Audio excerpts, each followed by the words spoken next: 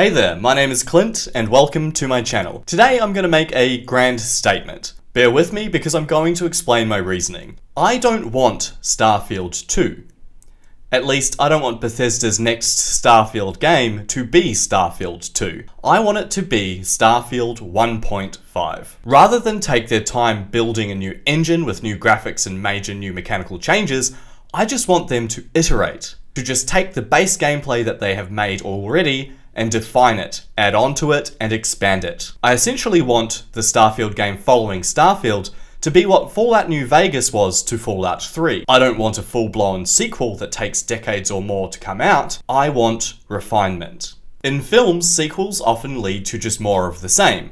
Hangover 2 is essentially the exact same movie as the original Hangover. I don't know why this is my example, but it is. A video game sequel can be a major jump forward. Things that were simply impossible in older titles on less powerful machines become possible on newer, beefier hardware, be it a new console generation or the release of a new and improved graphics card for your PC. All of this to say that video game sequels have a lot more reason to exist than sequels to films. Mario 64 just couldn't have existed on an NES. A video game sequel can change so dramatically from its predecessor with changes in technology and what developers can do with that technology that it gives them so much more reason to exist than a sequel to a film. It's not just new story that is being added to warrant the existence of a sequel.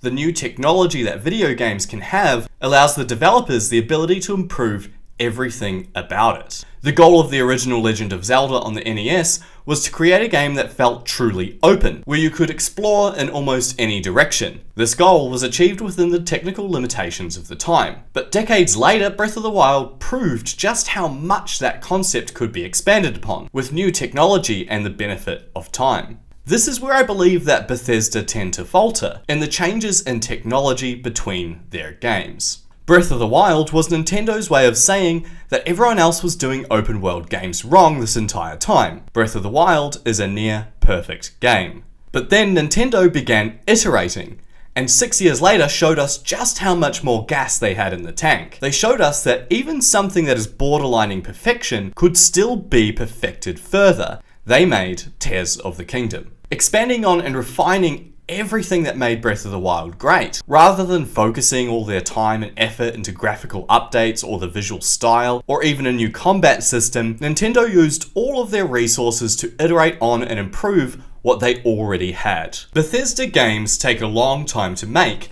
and with each release being so far apart, they naturally have major improvements over visual fidelity and aesthetic style. The jump in graphical quality between Oblivion in 2006 and Skyrim in 2011 was massive, and the same goes for Fallout 3 in 2008 and its sequel Fallout 4 in 2015. Starfield's release in 2023 is the longest wait we have had to endure for a core Bethesda-made franchise, and as such, we can expect a similar jump up in quality. The only problem here is that in taking these giant leaps between games, Bethesda are seemingly returning to the drawing board each time. Fallout 4 was a major aesthetic and graphical improvement over Fallout 3. The characters no longer looked more like potatoes than people, the shooting mechanics were much more refined and felt a lot closer to other first-person shooters of the era. Fallout 4's focus was on streamlining a lot of the Fallout experience, taking the foundation built for Fallout 3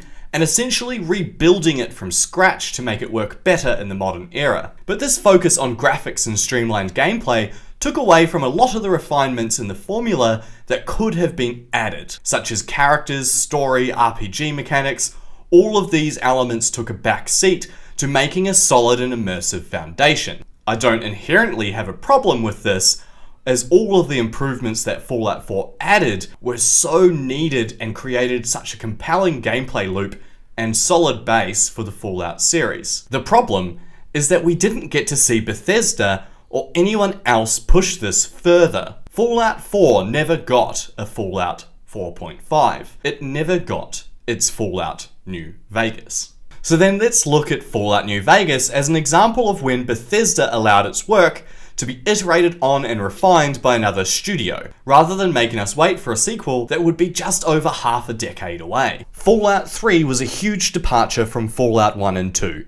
It took the isometric ARPGs and translated them into an Elder Scrolls Oblivion style open world. To do this, Bethesda had to create first-person shooting mechanics that worked alongside an RPG leveling system, translate the top-down, essentially 2D gameplay of Fallout 1 and 2 into a fully 3D explorable open world environment. And for the most part, they succeeded. Fallout 3 may have lacked in depth and player choice when compared to the prior titles, but it still worked, and became many gamers' first introduction into the world of Fallout. With Fallout 3 as a foundation to build upon, Obsidian Entertainment, which was built up of ex-Fallout 2 developers, was given the chance to iterate on Fallout 3. Despite the limited development time, Obsidian nailed this brief. Rather than having to rebuild Fallout from scratch, they could just take what Bethesda had made with Fallout 3 and work on improving it. And for me, Fallout New Vegas improved on literally everything. It had a better story, better start,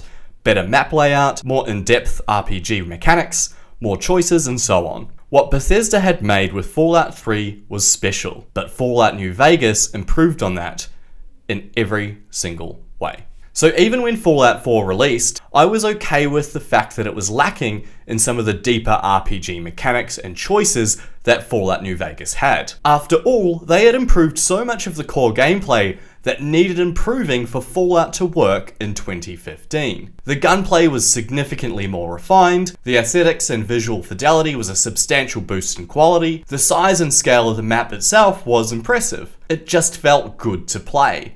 And as someone who had spent half their time in New Vegas dropping items on the floor in their room and awkwardly moving them around to decorate, I was well and truly on board with the building mechanics being added into the game. These made everything that you picked up a valuable resource.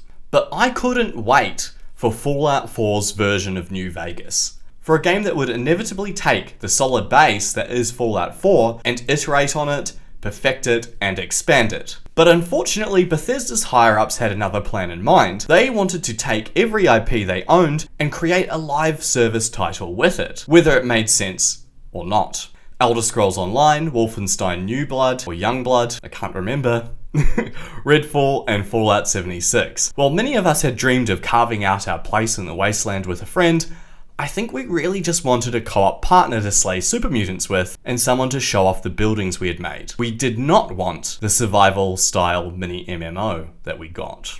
Rather than iterate, Fallout 76 tried yet again to reinvent Fallout.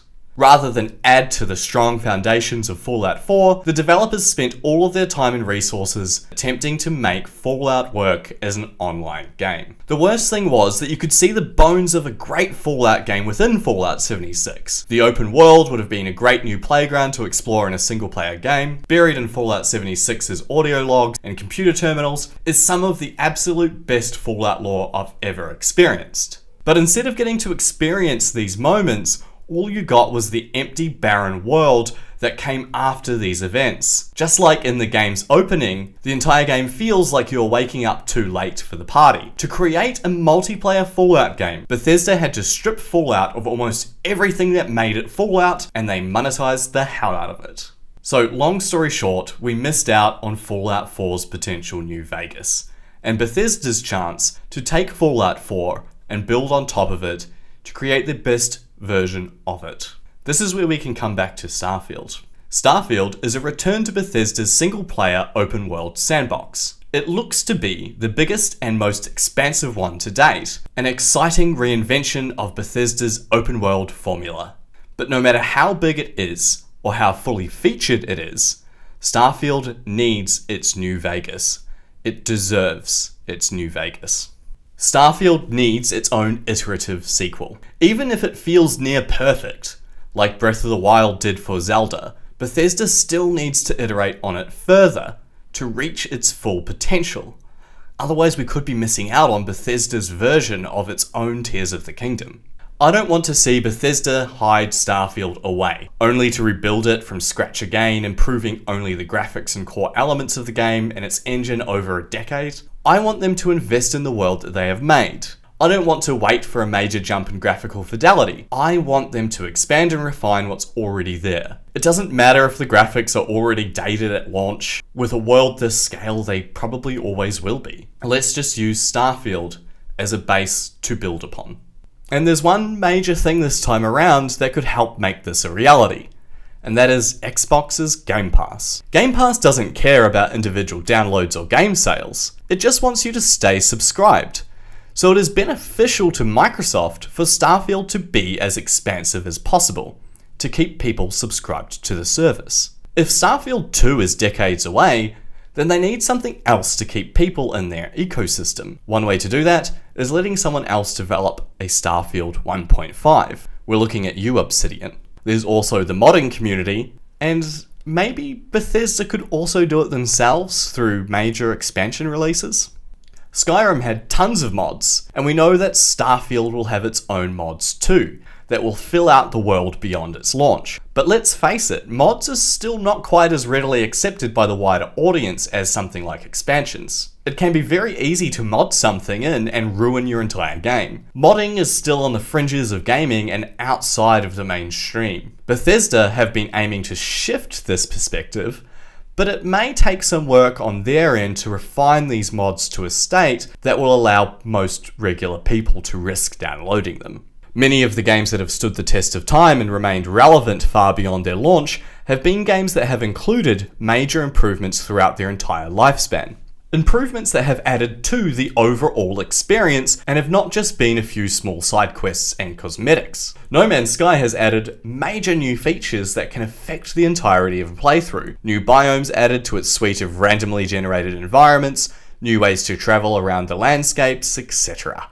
Games like Civilization changed the base game entirely by adding new elements that run through the entirety of a playthrough, like new religions or the effects of climate change. Starfield, with its 1,000 planets, isn't exactly hurting for landmass, so the focus on expansions won't need to be about new places to go. So rather than take us away from the base game's content with the addition of small, easily completable new areas that are sectioned off from the core game, why not weave in any additional content into the game that already exists? Use it to recontextualize the world of Starfield to give us a reason to explore it again. Let's, for the purpose of this thought experiment, be uncreative and semi-repurpose New Vegas as though it's a expansion to Starfield. So with this expansion, we could see the addition of a casino ship, a sort of floating Las Vegas that players can explore, as well as a series of new bars and casinos added across the main cities of Starfield, each one with their own sub-story and side quests attached.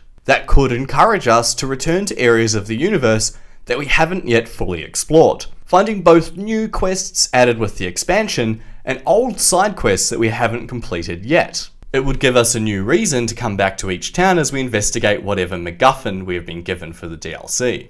Maybe we could roleplay as a gambler, or just rob the place. All of this sort of thing could be added to the end of the game, or throughout our original playthrough. It could give us a reason to restart, or just a reason to re-explore with the same character. They could create an expansion that could just rejig and expand the existing factions, give them a fourth act to each of their stories, a new repeatable mechanic that helps us feel like we're living the day-to-day life of a space pirate or heroic space merc. Maybe they could add a power washing mode so we can power wash our ships. They could even add a space plague or xenomorph style alien invasion plot that we can trigger to run either parallel a new playthrough or at the end of the main game. All that Bethesda need to do is iterate just enough on what's already there to freshen up the experience.